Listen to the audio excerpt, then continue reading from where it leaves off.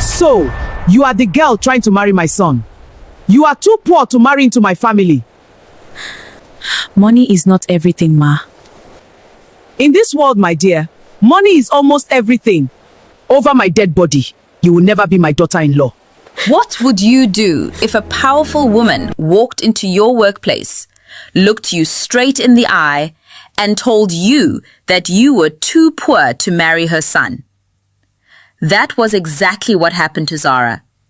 But the woman who said those words had no idea that the quiet girl she insulted was hiding a secret powerful enough to change her entire life. Zara lived in a quiet town called Obidara. Obidara was one of those growing Nigerian towns where modern buildings stood beside old family compounds, and every evening the streets filled with the smell of roasted plantain and spicy suya. At the edge of the town, Zara lived with her grandmother in a small two-room house with faded walls and a rusty zinc roof. Life there was simple, but it was honest. Every morning before sunrise, Zara swept the compound, fetched water, and helped her grandmother prepare breakfast before leaving for work. She worked as a seamstress in Ijele Artisan Market, a lively place where traders sold fabrics, beads, spices, and handmade crafts. People in the market knew Zara well, not because she was rich, but because she was kind. If someone could not afford to repair their clothes, Zara would quietly reduce the price. If a child's uniform tore before school, she fixed it without complaining. Money was never plenty, but respect followed her everywhere. And that was how the man who would change her life first noticed her. One afternoon, a sleek, dark car stopped near her small tailoring shop. A young man stepped out and adjusted his shirt sleeves while scanning the busy market. His name was Tunde Adebayo. In Obidara, that name carried weight. His mother, Chief Mrs. Ronke Adebayo, was one of the richest women in the region. She owned hotels, large farms, and several transport companies that moved goods across different states.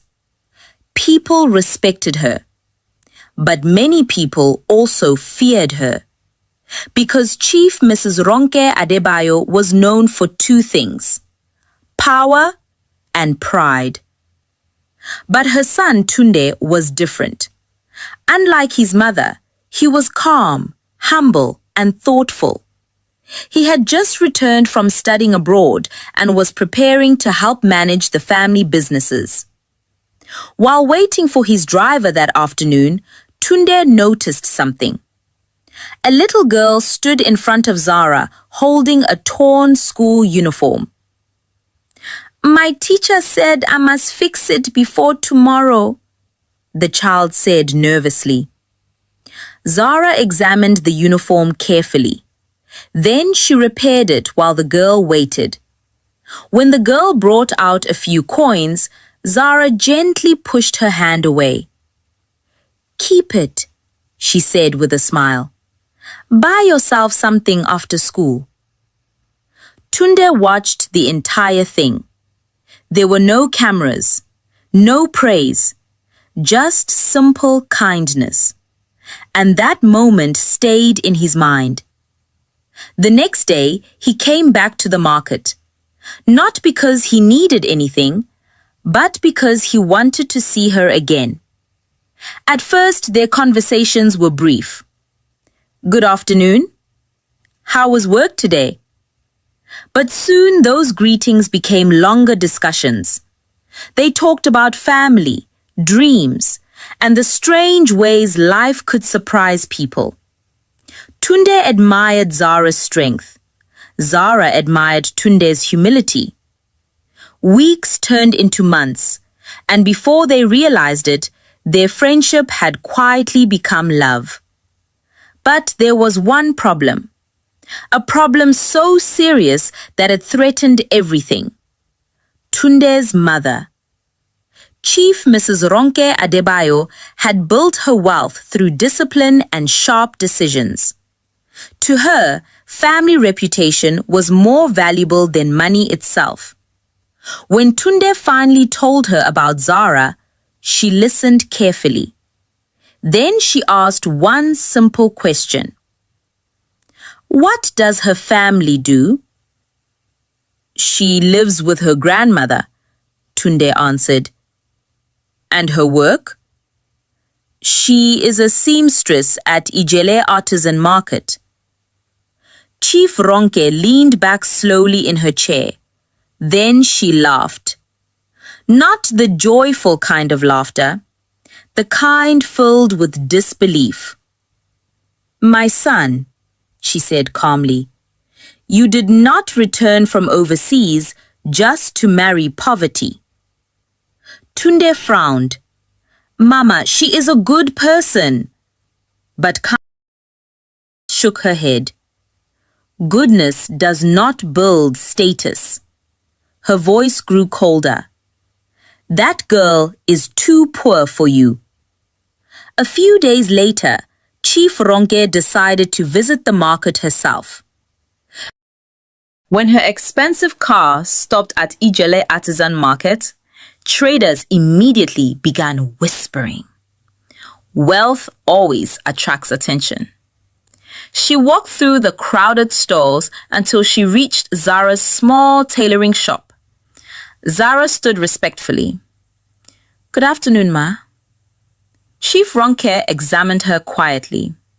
Her modest shop, her simple clothes, her calm expression. Then she spoke. You are the girl trying to marry my son. The surrounding traders fell silent. Zara answered carefully. I care about him, Ma. Chief Ronke's expression hardened. You should understand something. Then she said the words that spread across the market within minutes. You are too poor to marry into my family. Some traders stopped working just to watch. But Zara did not shout. She did not argue.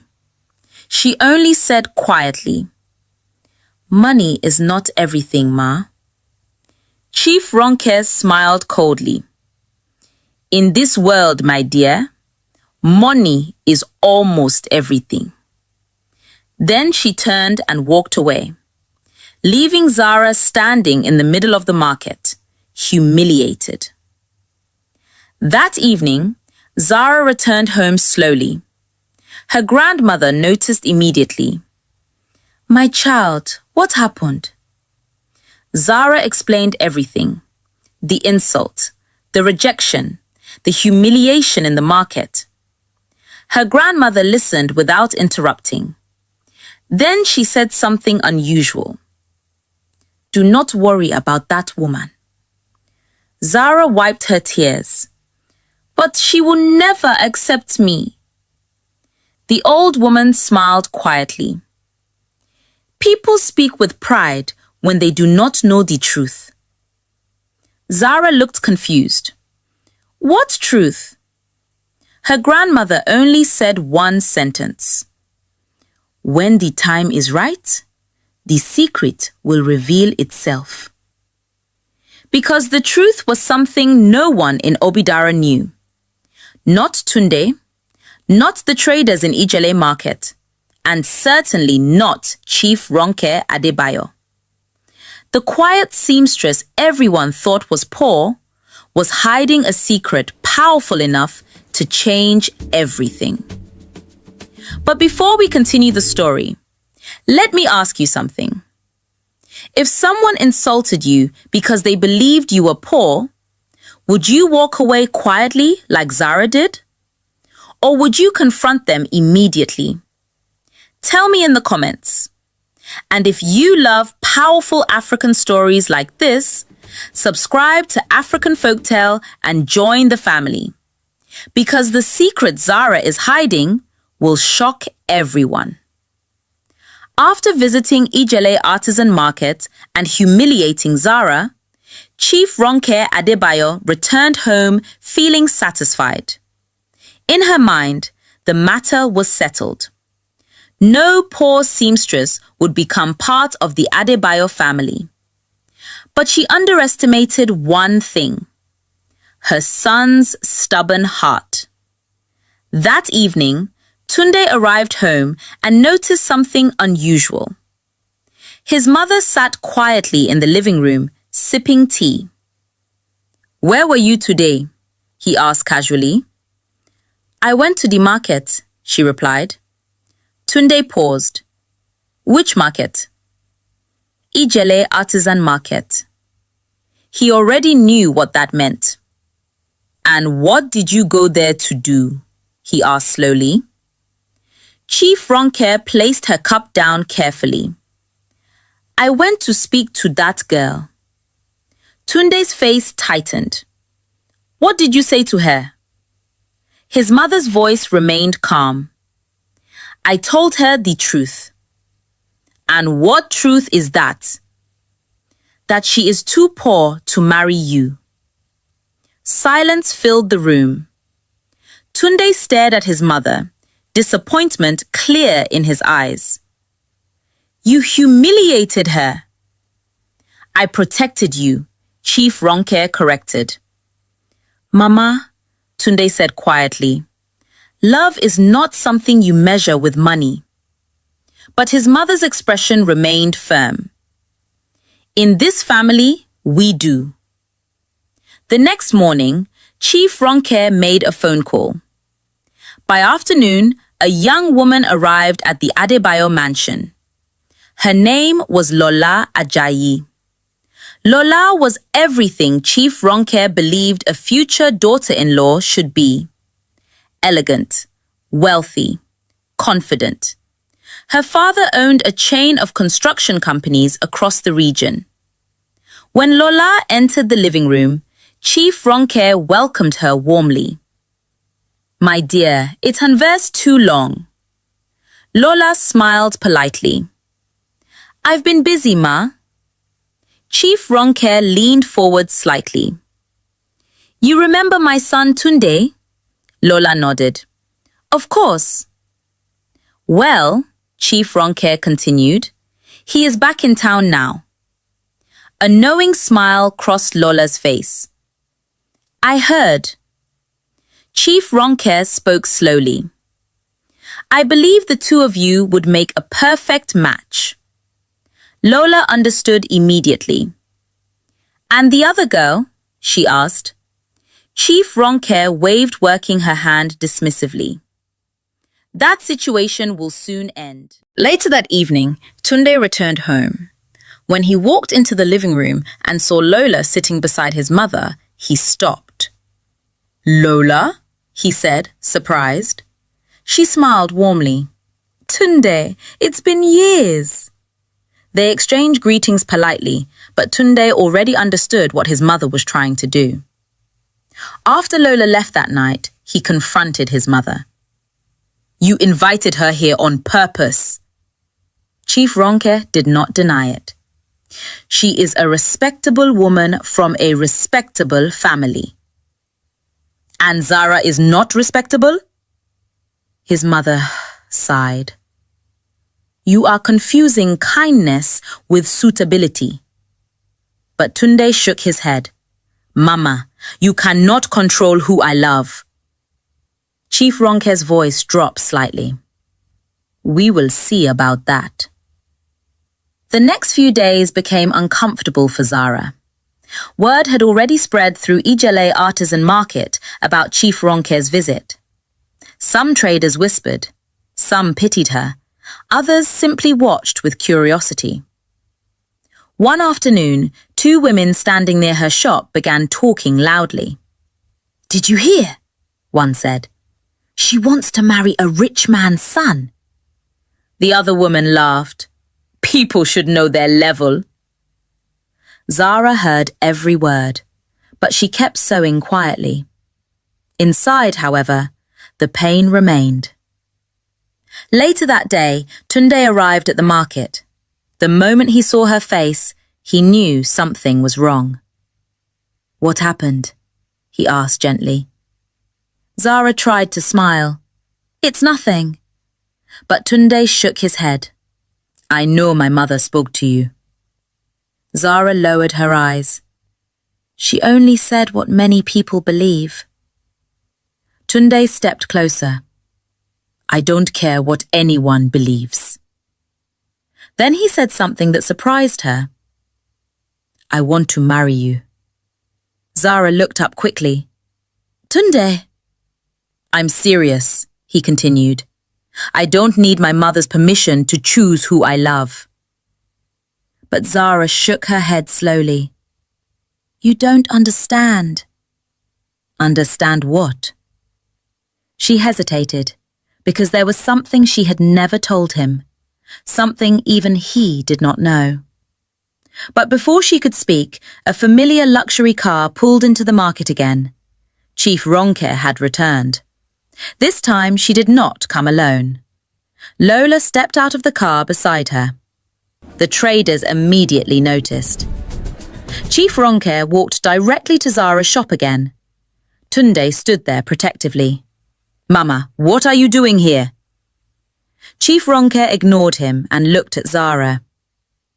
"I came to make something clear." Then she gestured towards Lola. "This is the kind of woman who belongs in our family." Lola smiled politely but said nothing. Chief Ronke continued.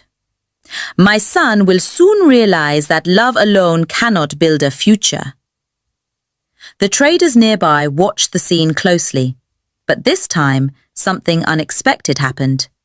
Tunde spoke firmly. "Mama, stop." His voice carried authority she had never heard before. "I will not allow you to insult her again."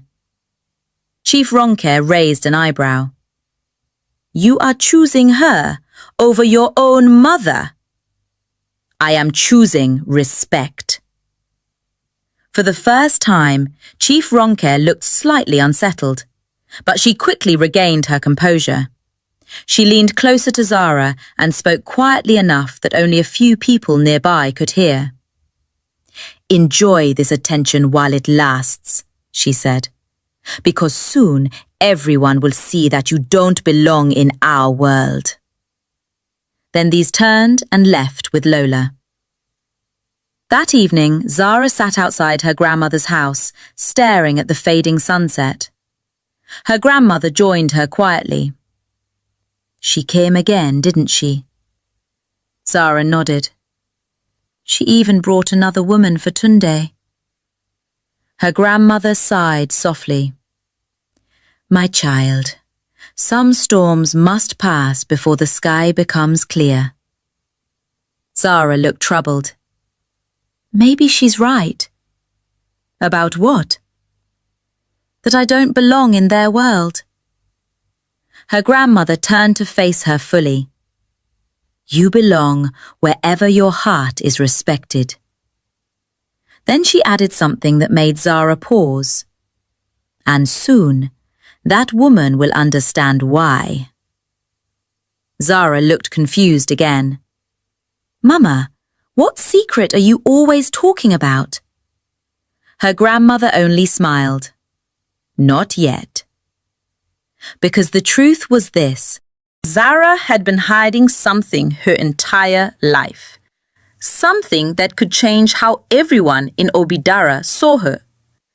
Something that would shake Chief Ronke Adebayo's pride to its very foundation. And very soon, that secret would begin to reveal itself. For weeks, tension grew quietly in Obidara. Chief Ronke did everything she could to keep Tunde away from Zara. She filled his schedule with meetings, introduced him to wealthy families, and made sure Lola visited the house more often. But the more pressure she applied, the more determined Tunde became. Whenever he found the chance, he still visited Ijele Artisan Market. And each time he saw Zara, he noticed the same thing. She looked worried, not because she feared Chief Ronke, but because she was carrying something heavy inside her heart. One evening, as the sun dipped behind the rooftops of Obidara, Tunde arrived at the market again. Zara was closing her shop. "Tunde," she said softly, surprised. He leaned against the doorframe. "You've been avoiding me." Zara sighed. "I'm trying to protect you." "From my mother?" She hesitated. "From what might happen if the truth comes out." Tunde frowned. "What truth?" But Zara only shook her head. "Not now." While Zara tried to keep her distance, something unexpected happened at the Adebayo mansion. Late one night, Chief Ronke suddenly collapsed in her bedroom. The house staff rushed to help her. Tunde arrived moments later. "Mama!" he shouted. She was conscious but weak, clutching her chest. Within minutes, she was rushed to a private hospital in Obidara. Doctors ran several tests. Hours passed. Finally, one of the doctors approached Tunde with a serious expression. "We discovered a serious problem with your mother's kidneys," the doctor explained. Tunde felt his stomach tighten. "What does that mean?" "She will need a kidney transplant soon." The words felt like thunder in his ears. "Is there no other option?" The doctor shook his head. "We will begin searching for a suitable donor immediately." In a town like Obidara, important news travels quickly. Within days, many people heard about Chief Ronke's illness. Some sympathized. Others quietly said life was teaching the proud woman humility. But one person heard the news and froze. Zara. When she first heard about it at the market, she felt a strange heaviness in her chest. Later that evening, she told her grandmother. "Tunde's mother is very sick," she said quietly. Her grandmother nodded slowly. "Yes, I heard." Zara looked troubled. "She may need a kidney transplant." Her grandmother watched her carefully. "And why does that worry you so much?" Zara hesitated. Then she whispered something. "Because I already know I am a match." Her grandmother did not look surprised. Instead, she sighed. "So the time has finally come." Zara had known something about herself for years, something she had hidden carefully, something even Tunde did not know. Years earlier, when she was a teenager, Zara had fallen seriously ill. During the medical tests at that time, doctors discovered something unusual about her. Her blood type was extremely rare. The same rare blood type that matched very few people. It was the same blood type Chief Ronke had. When Zara later heard about Chief Ronke's illness, she understood immediately. She might be the only person in Obidara who could save her life. But there was one problem. The woman who needed her help was the same woman who had humiliated her. That night, Zara sat quietly outside her grandmother's house. The moon hung low in the sky. Her grandmother joined her. "You are thinking about the transplant," the old woman said. Zara nodded slowly. "She insulted me in front of everyone." Her grandmother remained silent. "She told me I was too poor to marry her son." Still, the old woman said nothing. Then Zara asked a difficult question. "Should I still help her?" Her grandmother finally spoke. "My child, kindness is not something you give only to people who respect you." Zara looked at her. "Kindness shows who you are." Silence filled the air. Finally, Zara nodded. I will help her. The next morning, Zara went to the hospital.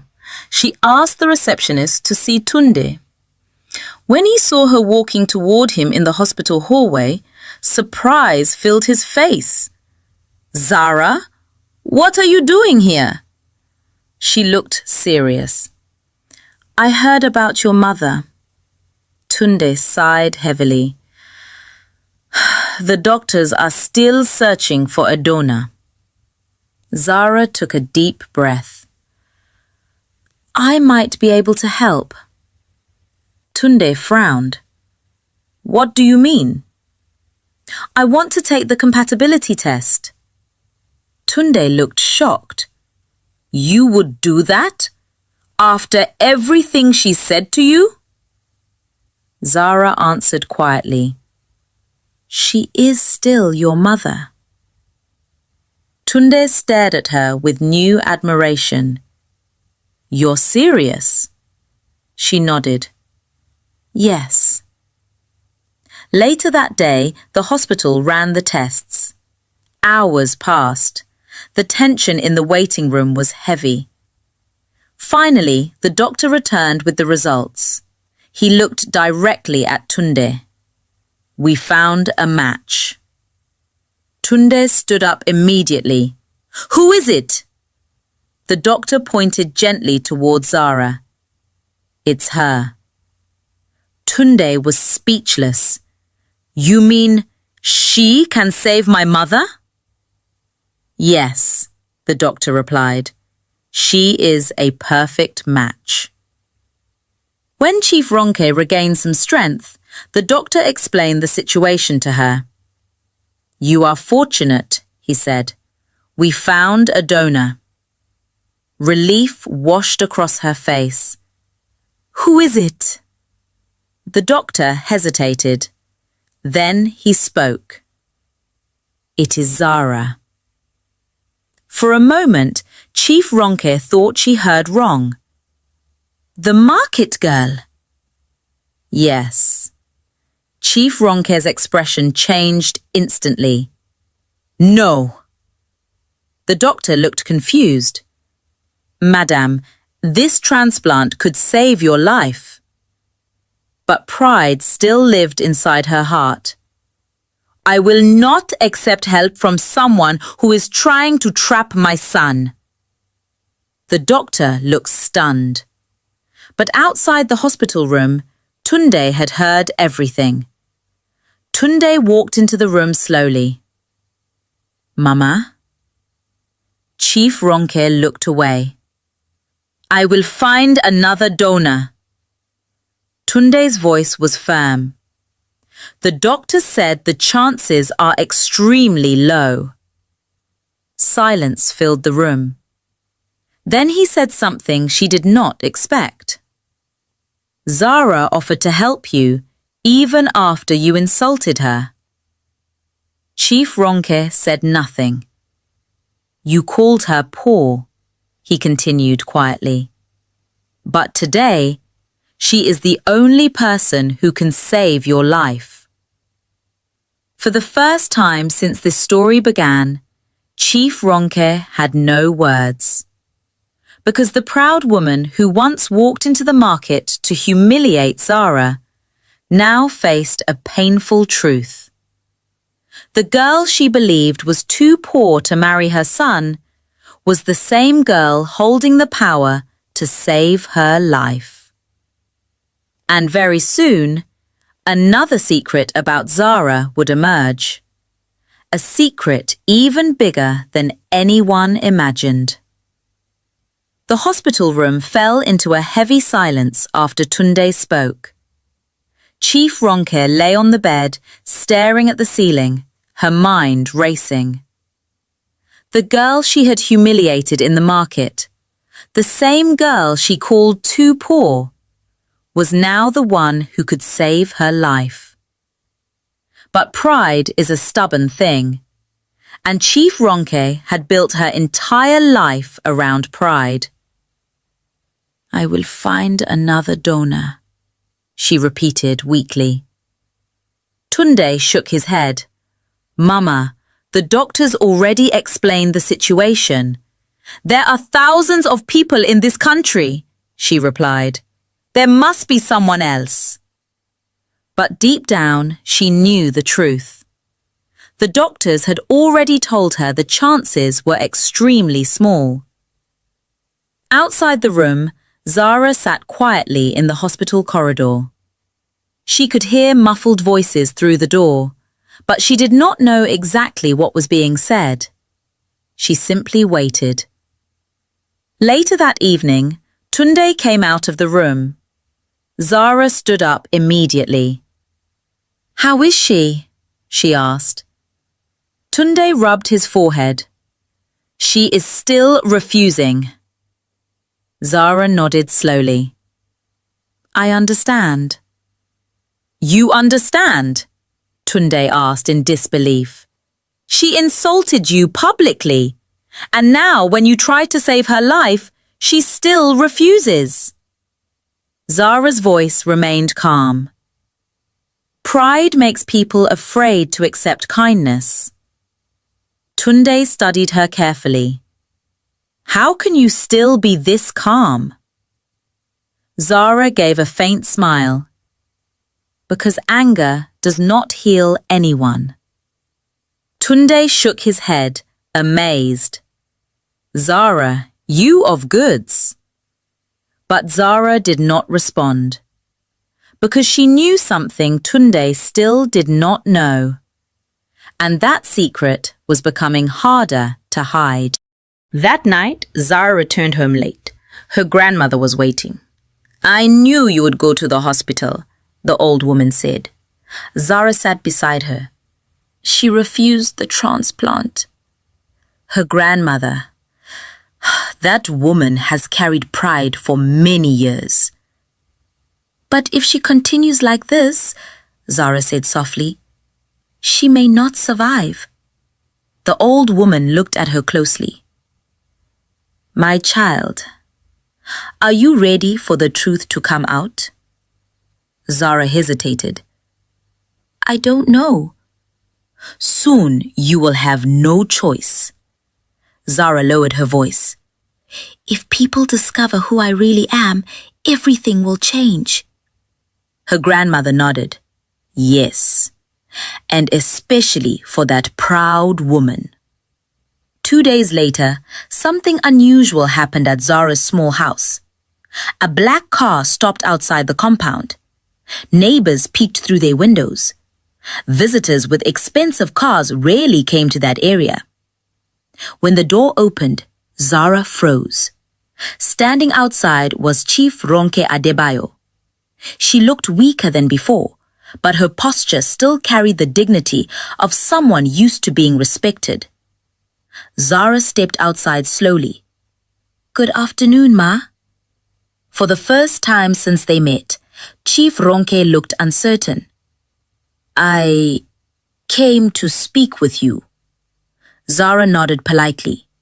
They sat on wooden chairs under the mango tree in the compound. For several moments, neither woman spoke. Finally, Chief Ronke broke the silence.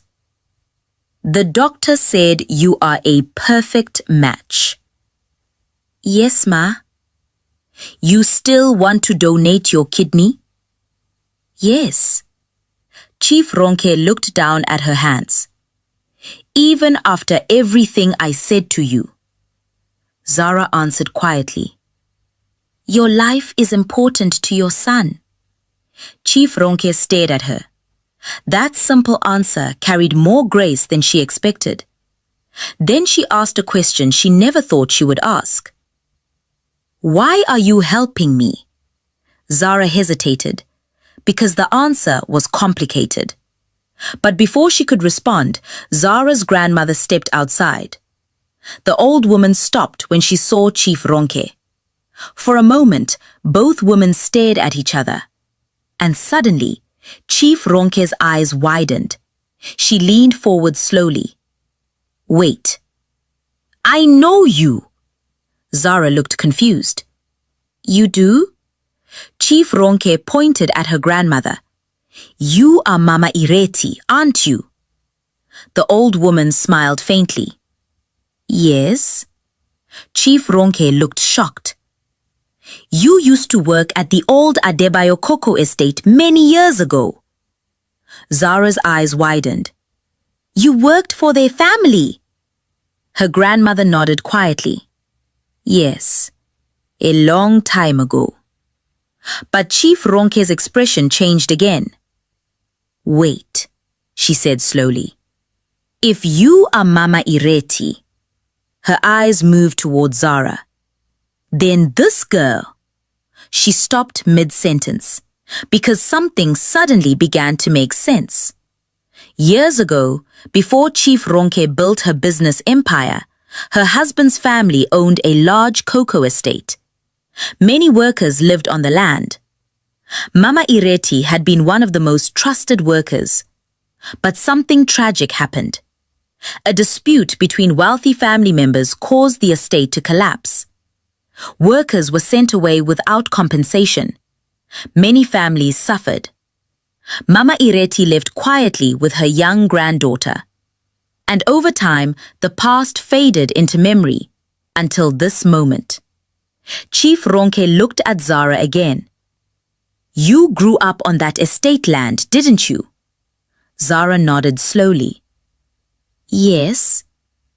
But what you don't know, Mama Ireti said calmly, is that the estate legally belonged to Zara's grandfather. Chief Ronke blinked in disbelief. What? The old woman continued. The land was taken unfairly after the dignity.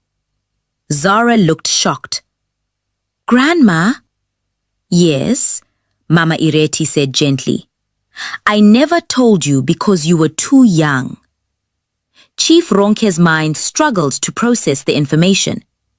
You're saying the cocoa estate my husband's family used to run? Mama Ireti nodded. It was never truly theirs.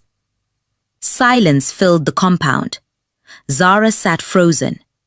She had never known this truth. Mama Ireti continued speaking calmly. Your grandfather was the rightful owner of that land, but powerful people took advantage after his death. Chief Ronke's voice shook slightly. That estate today is worth billions. Yes, Mama Ireti replied. And Zara is the only surviving heir. Zara stared at her grandmother. You mean? The old woman nodded. My child, you were known poor. Chief Ronke leaned back in shock. The girl she insulted, the girl she called too poor, was actually the rightful heir to land worth more than most families in Obidara possessed. And yet, she had chosen to live simply, work quietly, and help others without announcing who she was. For the first time in many years, Chief Ronke felt something unfamiliar. Shame. She looked at Zara slowly. You knew about this? Zara shook her head. No, Ma. Mama Ireti spoke gently. I only planned to tell her when the time was right. Chief Ronke lowered her head. All the insults she had thrown at Zara echoed in her mind. Too poor. Know your place. You don't belong in our family. Now those words felt heavy, because the truth was clear. Zara had never needed their family. If anything, their family needed her. But even after this shocking revelation, one final decision remained. Would Zara still save the life of the woman who humiliated her? Or would she walk away now that the truth had finally come out? Because the choice she was about to make would change the Adebayo family forever. Before we finish the story, let me ask you something. If you discovered that the person you insulted was actually richer than you, what would you do? Would you apologize immediately? Or would your pride still hold you back? Tell me honestly in the comments. And if you enjoy powerful African storytelling like this, subscribe to African Folktale and join the family, because the final part of the story brings a powerful lesson about pride, kindness, and humility. After the truth about the cocoa estate was revealed, the compound fell into a deep silence. Even the birds that usually chirped in the mango tree seemed to pause. Chief Ronke sat there, staring at the ground. For the first time since anyone in Obidara could remember, the powerful businesswoman had no words. All the insults she had thrown at Zara echoed in her mind. You are too poor. Know your place. You don't belong in our family. Yet the girl sitting in front of her had never argued, never boasted, never revealed the truth. Instead, she had quietly offered to save her life. Chief Ronke slowly lifted her head. Her voice was softer now. I owe you an apology. Zara said nothing. I judged you without knowing who you really were, Chief Ronke continued.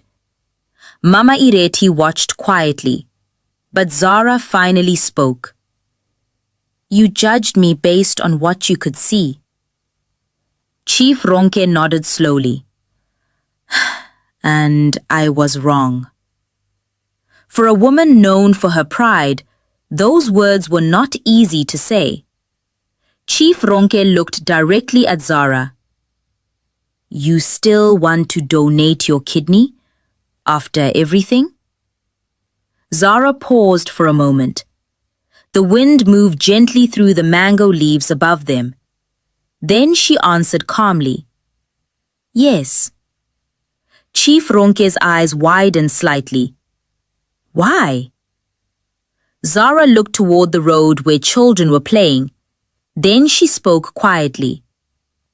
Because if someone can help save a life and chooses not to, that choice stays with them forever.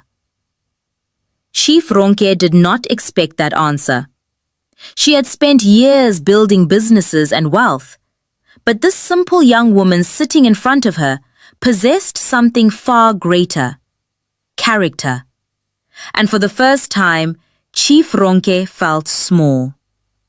Later that evening, Tunde rushed to Zara's house after receiving a call from his mother. When he arrived and heard the full story, he stood there in shock.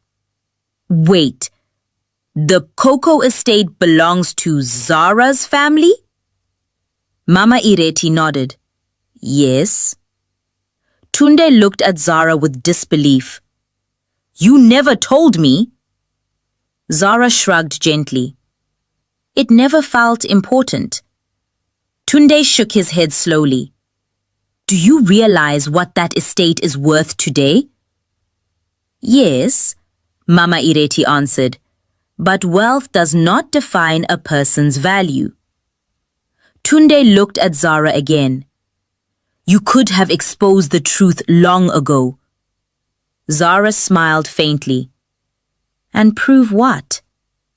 That I was rich enough to deserve respect? Tunde understood. She had wanted respect for who she was, not for what she owned. 2 weeks later, the surgery was scheduled. The hospital in Obidara prepared carefully. Doctors confirmed once again that Zara was a perfect donor match. The night before the surgery, Tunde sat beside Zara in the hospital garden. I still can't believe you're doing this, he said quietly. Zara smiled. You've said that many times. He looked at her seriously. You're risking your health for someone who hurt you. Zara shrugged. Sometimes the right thing is not the easy thing. Tunde took her hand gently. You're extraordinary. Zara laughed softly. No, I'm just stubborn. The surgery lasted several hours. Tunde waited outside the operating room with Mama Ireti. Chief Ronke's business associates filled the waiting area. But for once, wealth and influence meant nothing. All that mattered was hope. Finally, the doctor came out. Tunde stood immediately. "How did it go?" The doctor smiled. The transplant was successful. Relief washed across the room. Tunde closed his eyes and breathed deeply. Thank God. A few days later, Zara and Chief Ronke were recovering in separate hospital rooms. When Chief Ronke regained strength, she asked to see Zara. The moment she entered Zara's room, the atmosphere felt different. Gone was the cold pride. In its place was humility. Chief Ronke sat beside the bed. I spent many nights thinking about everything that happened. Zara listened quietly. I built my life believing wealth made people superior, she sighed. But you taught me something different. Zara tilted her head. What is that? Chief Ronke smiled faintly. That the richest person in the room is often the one with the kindest heart. Zara laughed softly. That is something my grandmother always says. Chief Ronke looked at her carefully. And if you are still willing, she paused, I would be honored to welcome you into my family. Zara looked surprised, not because of the offer, but because of the sincerity behind it. Months later, Obidara witnessed a celebration people talked about for years. Tunde and Zara's wedding brought together people from every corner of the town. Market traders, business leaders, farmers, neighbors. For many people, the event felt symbolic, a reminder that character is greater than status. During the reception, Chief Ronke stood to give a speech. People listened carefully. I once believed money defined a person's worth, she admitted. But a young woman taught me a lesson I will never forget. She looked towards Zara. True wealth is kindness. The crowd applauded. Mama Ireti wiped tears from her eyes. And so the girl who was once called too poor became the woman everyone admired. Not because of the land she inherited, not because of the wealth she possessed, but because she chose kindness when bitterness would have been easier. And that, my friends, is the lesson this story leaves behind. Never measure someone's value by what they appear to have, because sometimes the quietest person in the room carries the greatest treasure. If this story touched your heart, tell me in the comments. What lesson did you learn from Zara's choice? And if you enjoy powerful African storytelling like this, subscribe to African Folktale Damsel and join the family, because here we believe every story carries a lesson worth sharing. And trust me, the next story will surprise you even more.